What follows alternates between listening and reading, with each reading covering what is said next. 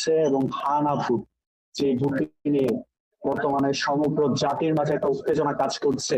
হা pass করবে নাকি না পাস করবে, সেই হানা ভোটের ব্যালট গুলো কিন্তু গণনা করা হচ্ছে, যার মাধ্যমে জুলাই পরবর্তী বাংলাদেশ বিনির্মাণে নতুন যে দাবিগুলো উঠে এসেছিল চ্যানজিদের পক্ষ থেকে, বাংলাদেশি নাগরিকদের পক্ষ থেকে নতুন বাংলাদেশ বিনির্মাণের জন্য, তার জন্য যে হানা ভোট হয়েছিল সেই হানা ভোটের ব্যালট গুলো কিন্তু এখানে গণনা করা হচ্ছে। দর্শক আপনারা দেখতে পাচ্ছেন এখানে ব্যালট পেপার গুলো গণনা করা হচ্ছে। আমরা আপনাদের সঙ্গে সরাসরি যুক্ত আছি ঢাকা 18 আসনের পুরাতলী আদর্শ সরকারি প্রাথমিক বিদ্যালয় থেকে। এই আসনের ভোট গ্রহণের সার্বিক পরিস্থিতি নিয়ে এবং এই আসনের ভোট শেষে সেই ভোট গণনা হচ্ছে, সেই ভোট গণনার সার্বিক পরিস্থিতি নিয়ে আপনাদের সঙ্গে সরাসরি যুক্ত আছি দর্শক।